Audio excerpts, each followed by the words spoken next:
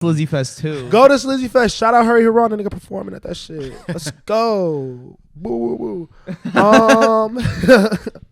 Okay, another one. Nelly. We're going to talk about some old heads a little bit. Talk about Can Nelly. I do that? Old head's gonna old head, bro. I do that. Nelly said what did Nelly do? 2000s was the hardest era of hip-hop to come up in. Like the most difficult? The most difficult to like become a star. Like you got to compete with the most people. And yet, I've not heard a Nelly hit for years. But in the early 2000s, we're not going to do that. I'm not hating on Nelly like his catalog. I'm just saying, bro, like you talking about that's the hardest era to come up out of, but you haven't had a hit record in years. Like, but he came up. No. I feel like that sounds like hate and disrespect. I don't want to be misconstrued. I'm just saying, like, yes, you came up. You're an established artist, but like, if you're saying that this era is easy, then where are the hits? Like, no. He's right. He's honestly right, because the truth in his statement was at the end, he said, we have all these artists, all these incredible people all competing for one spot. Mm-hmm. That's the difference is like what amount of market share hip hop held in the early 2000s versus now, and the accessibility. Because you needed a record label to get on to actually put music out and get it distributed. And record labels only had 2 spots on the roster for hip hop because it was not the most popular genre in the world yet. And look at it like this, right? Hasn't had a hit record in years, right? But because he came up in that era, the demand for the quality of music was so high at that point, he's still able to live off those records he had in the early 2000s. Mm-hmm. He made music that is translating forever. He's going to get checks off like 5 or 6 of his songs for the rest of his life. Mm-hmm. Going to be put in movies everywhere. They still get played in the clubs whenever they do the little, 2000s night.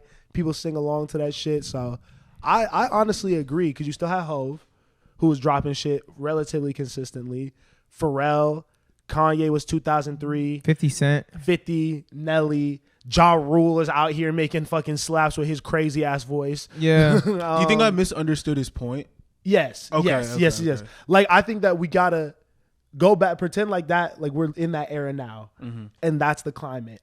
To get a moment, you had to really come with some slaps.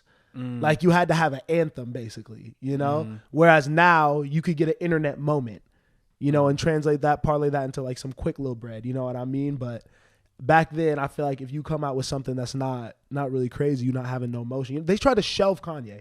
That's, I think, what puts it into perspective is niggas did not want to put out the College Dropout. Yeah. And think about now how many people are dying to sign any little rap artist. Think about how many bullshit like rap artists y'all have seen get signed to like major label deals. Yeah, for sure. I almost feel like the moment, because obviously, I was young in that era and didn't really like understand what was going on until much later. Oh yeah, me too. I think that, and I'd have to like probably go back and like really do my research to figure this out, but I feel like what we're seeing in like African music could be compared to like what was going on then. Like, I feel like, well, no, because I'm not mad at that. There's a point there, but I was gonna reference like Def Jam, and that was way earlier. But I agree with you 100% though, because at this point, to break through in Afrobeat, you have to come with a real slap. Yeah, you know what I mean? Because you think like Annabelle, you know what I mean? Like, hey, great song, love that song. Is it a slap? Like fucking like I'm trying to think of like Essence. Yeah, Essence. You know what I mean? Like it's not breaking through like that. Tim's has Free Mind. You know what I mean? Like you gotta really come with that shit. Even like an Ira.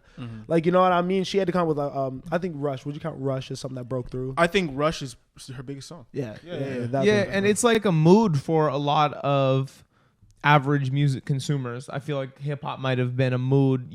Like there are obviously people that are fully invested in the genre, but like a lot of people just need a playlist of 15 songs for when they are in their little Afrobeat mood. And you know what I mean? Exactly. So they need their Burna Boy, you know what I mean? They need their WizKid, they need their Thames, but they don't really need any more than that. And you know it's what difficult because like exactly. to your point, you have to build a name for yourself, because I think like Burna Boy is well known in the US now. I think WizKid also has name recognition, maybe even Davido, but I think even like Ira Star or Tyla or like even Rema, bro, like these are names that people are just becoming familiar with and acquainted with.